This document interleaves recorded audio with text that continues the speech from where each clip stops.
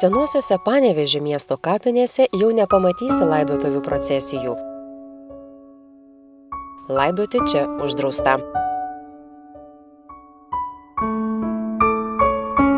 Antras šimtmetis skaičiuojančios kapinės yra daugelio garbingų panevėžiečių amžinojo poilsio vieta. Dėl unikalių paminklų ir akmeninių kryžių šis objektas įtrauktas į saugomų kultūros vertybių sąrašą.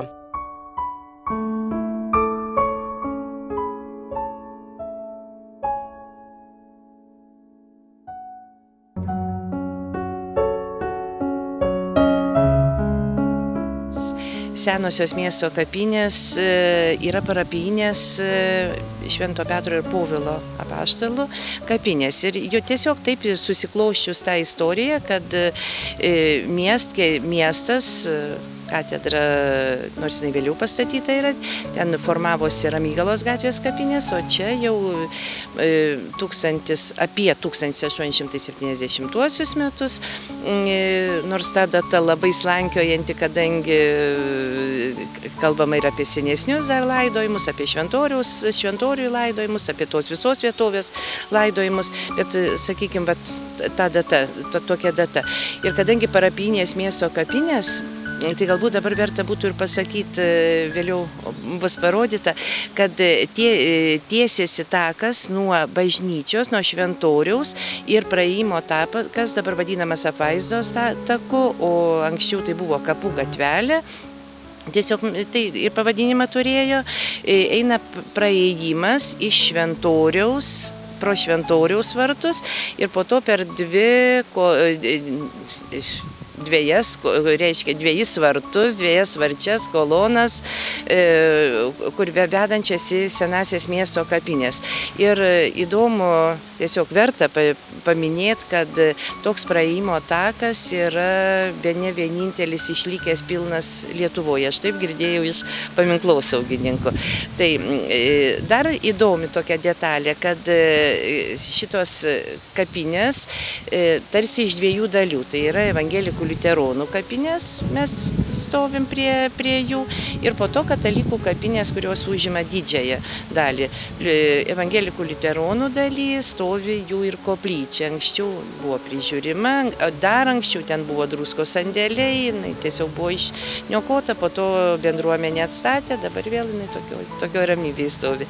Ir toj kapų daly taip pat yra irgi žymių miestiečių, pramonininkų kapaviečių, tik aišku, jos mažiau išlikusios. Dar galbūt viena detalė įdomi. Čia visiškai ant ribos prie katalikų ir liuteronų kapinių yra Lietuvoje žinomo ir gyvenusio dvasininko tėvo Antano Saulaičio senelis. Taip pat jis buvo evangelikų liuteronų kunigas pastorius ir jie visada atvažiuodami su seserim iš Jungtinių valstijų visada lanko šitą savo senelio kapavietę. Moteris puikiai mena vaikystę, kuomet laidojimo tradicijos ir mirusiųjų pagerbimas buvo kitoks nei dabar. Kadangi aš čia gimus ir užaugus, tai aš atsimenu laidotuvės, kada mes vaikai dar irgi tos procesijos dalyviai būdavom, palydėdavom. Tai aišku, tai galbūt tas pats kuklumas, giedojimai ir tie tokie iš širdies giedojimai, nesamdomi, ta malda tokia tikresnė iš širdies. Ir be abejo, mano tuo laikotarpiu prisimenamu, tai būdavo tie metaliniai didžiuliai kryžiai nešami, tų natūralių gėlių. Mažai jų buvo, bet žvakių, būdavo tų žvakių daugiau. Kapai, pats laidojimo procesas be abejo būdavo labai daug juodos spalvos. Juodos spalvos, gedulas, jau kada matydavai žmogų, tiesiog galbūt kaip iš kaip iš pasakų, kai kurių aprašytų, tiesiog nuo galvos iki kojų jau tas gedulas būdavo pažymimas, kur dabar jau ta pažiūra, jeigu žiūrint religinių požiūrių, tai apskritai ta mirtis tai yra perėjimas iš vieno gyvenimo į kitą, iš to suvokimo materialaus į kitą. O tada tiesiog tas gedulas labai pažymimas būdavo bet giedojimai, aišku, tai kukliau viskas būdavo namuose, daug šarvodavo namuose ir lyg ir tam tikrą prasme ir savi privalumai, tarsi žmogus ten gyveno ir išeina iš tų pačių namų ir tos baimės mažiau buvo. Kad kažkas.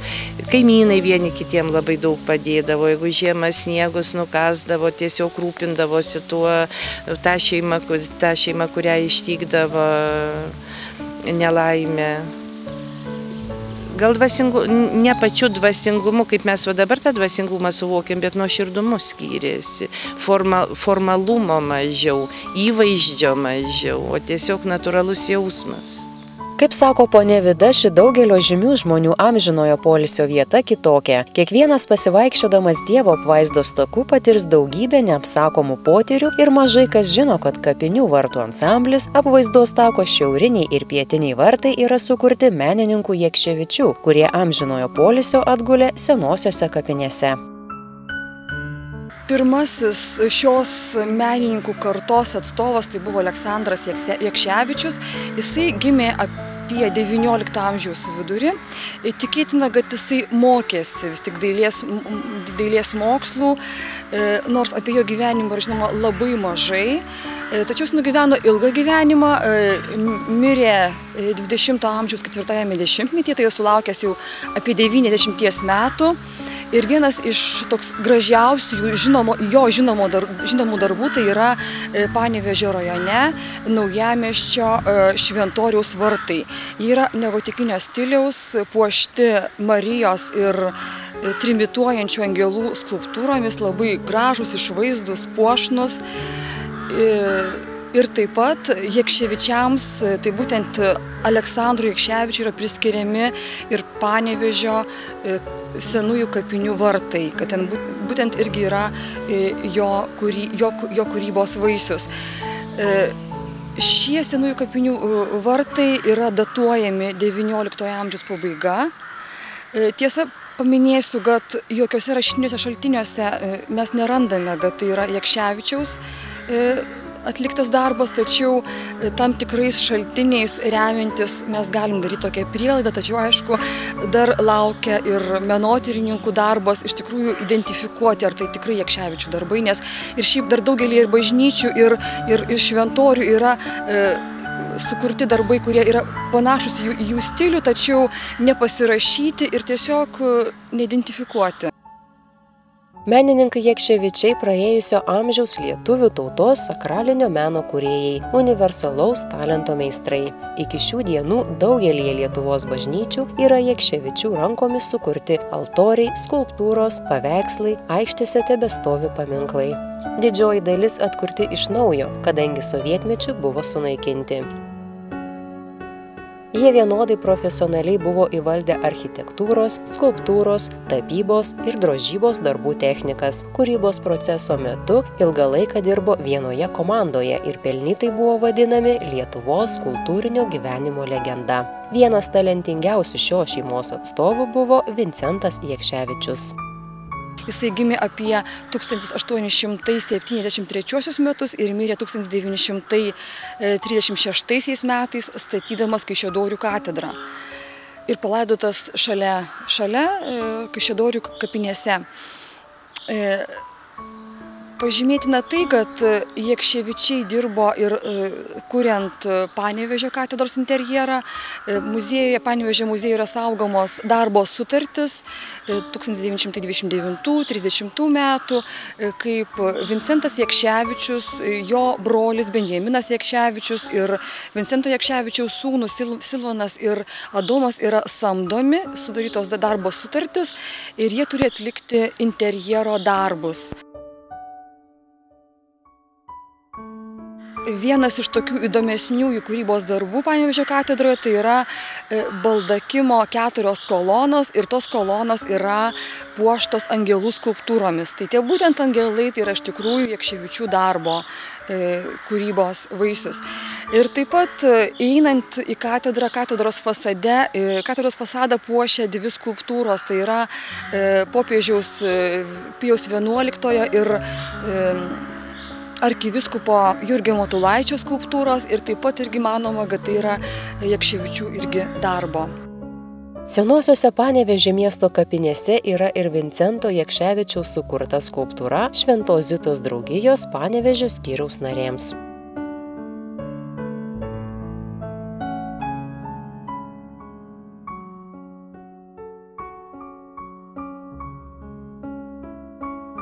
Tiesiog pastatytas buvo paminklas pastatyti, kad įamžintų Zitietės ir tiesiog ir stovi iki šiol Šventos Zitos draugijos narėms paminklas senosiose kapinėse.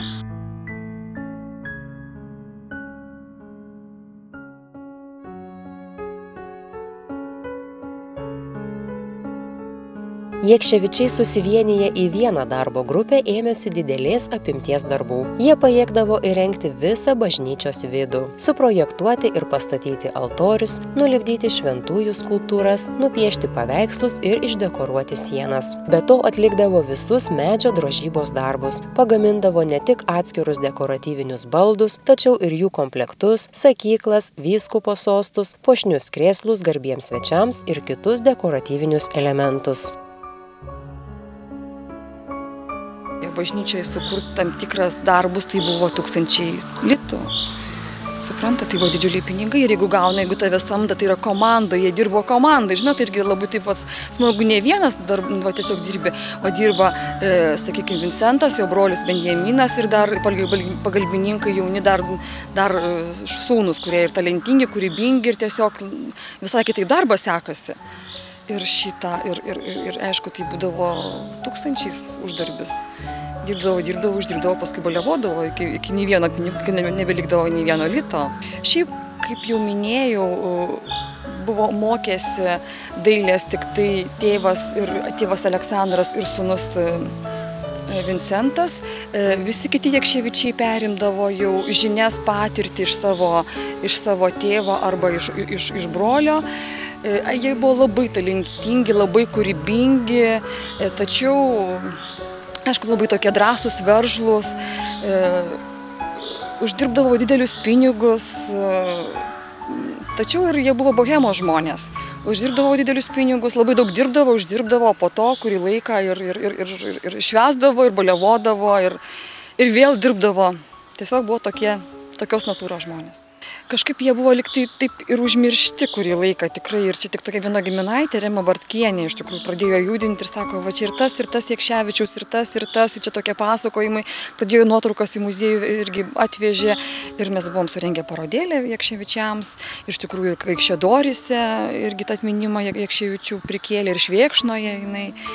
Ir pavyzdžiui, Benjaminas Jakševičius, tai yra Vincento Jakševičiaus brolis, kurį laiką Panevėžy gyveno ir senatvėje gyveno, čia droždavo medinės lazdas, piešė šventųjų paveikslus, tai buvo tarybiniai metai.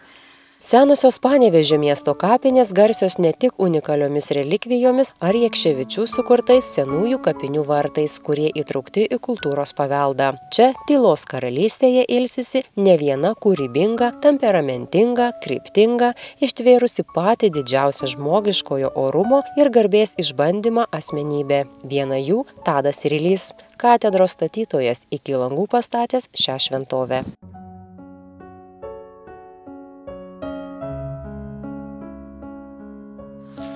Tadas Rilys yra vienas pirmųjų Panevėžio miestiečių lietuvių, kuris užsiėmė statybos rangos darbais. Jis statė įvairius pastatus ir žymiausias jo darbas be abejo yra Švento Stanislovo bažnyčios statyba. Švento Stanislovo bažnyčia pradėta statyti 1908 metais. Statybos vyko iki Pirmojo pasaulinio karo, buvo padėti pamatai ir pastatytos bažnyčios sienos iki langų apačios. Prasidėjus karui darbai sustojo, ir vėl jie atnaujinti, kada Panevėžys tapo vyskupijos centru ir Stanislovo bažnyčia buvo tada pervardinta į Kristaus karaliaus katedrą ir baigta jau kitų inžinierių ir kitų žmonių.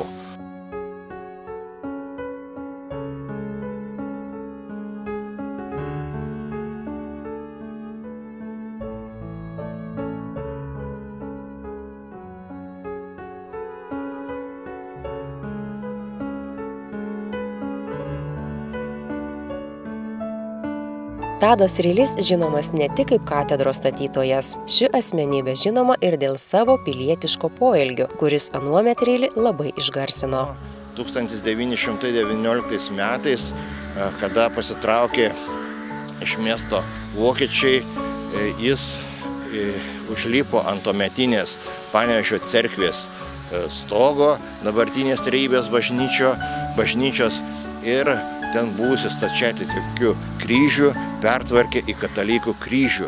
Tai yra, jis pats asmeniškai be jokio valdžios leidimo ar nurodymo tiesiog atkatalikino šitą bažnyčią. Po to jau turėdamas užsakymus, jisai tą cerkvę perstatė, nugriovė buvusius kupolus ir pastatė dabartinį bažnyčios bokštą. Mirė 1928 metais, palaidotas senosiose miesto kapinėse. Senosiose Panevėžio miesto kapinėse ilsisi ir Antanovičių šeima. Antanovičių šeima yra viena iš senesnių mieste gyvenusių šeimų. Bent nuo XIX amžiaus vidurio jiems priklausęs žemės sklypas mieste. Tiesa, tuo metu tai buvo užmiestis, tai buvo rajonas vadinamas Smėlynė arba Mikolajevų, šalia Petro ir Povilo bažnyčios. Ir jie buvo lenkų tautybės žmonės, dvarininkai, turėjo nedidelį Birželio dvarą šalia Paistrio, apie 150 hektarų žemės. Ir, ko gero, žymiausias iš jų yra paskutinis šeimos atstovas Valerijonas Antonovičius. Valerijonas Antonovičius buvo miesto tarybos narys 20 amžiaus pradžioj, jis buvo 3 kadencijas miesto tarybos nariu. Be to jis dirbo Panevėžio tarpusavio kredito draugijoje. Panevėžio tarpusavio kredito draugija tai buvo to meto bankas ir jis dirbo jo valdyboje, buvo valdytojo pavaduotojas ir buvo valdybos direktoriumi. Dalyvavo įvairiose visuomeninėse organizacijose. Buvo Panevėžio gaisrininkų draugijos vadovo pavaduotoju. Įėjo į Panevėžio katalikų labdarių draugijos valdybą. Be to jisai rūpinosi Panevėžio mergaičių gimnazijos įkūrimo ir atidarimo. Taipogi jis priklausė draugijai, kuri šelpė Panevėžio berniukų gimnazijos, tuo metu realinės mokyklos mokinius.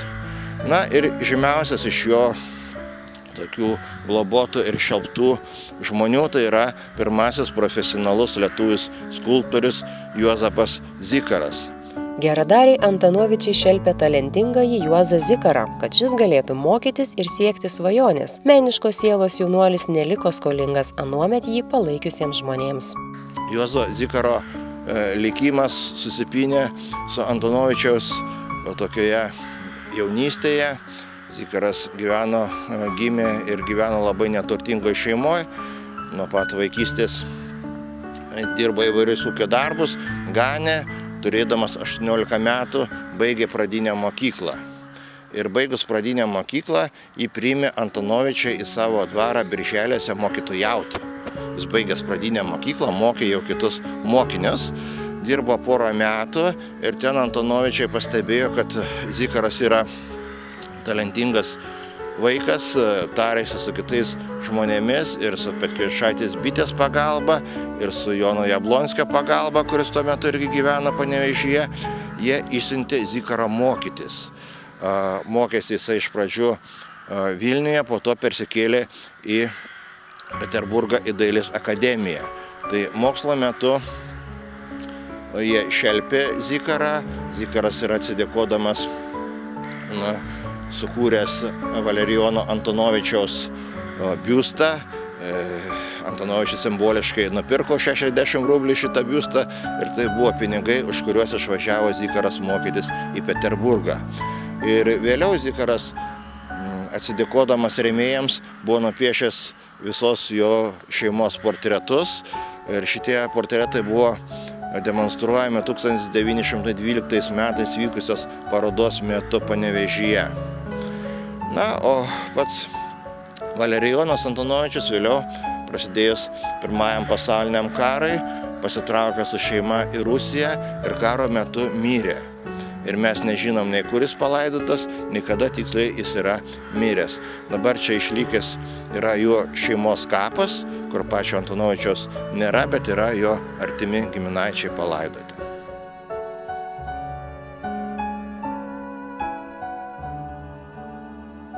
Senosiuose Panevėžio miesto kapinėse ilsisi mokslininkai, menininkai, architektai, medikai, neatsiejama miesto istorijos ir kultūros dalis. Šiandienos žmogui prabylanti dažnai tik pavardę paminklinėje lentoje.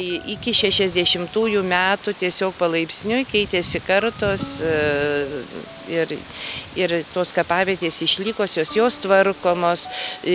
Labai norėčiau paminėti tuos žmonės, kurie tikrai su meile prižiūri ir tvarko ir įsikomponuoja į visą bendrą aplinką, nes ir tie kryžiai, ir nedidukai, arba jie tie patys atstatomi, tiesiog kažkaip tai galvojama, kaip tą gruntą sutvirtinti, kad ten irgi būtų patogu prižiūrėti, kad nepauktų, neužželtų žolėm. Ir čia ne viena kapavietė yra taip sutvarkyta.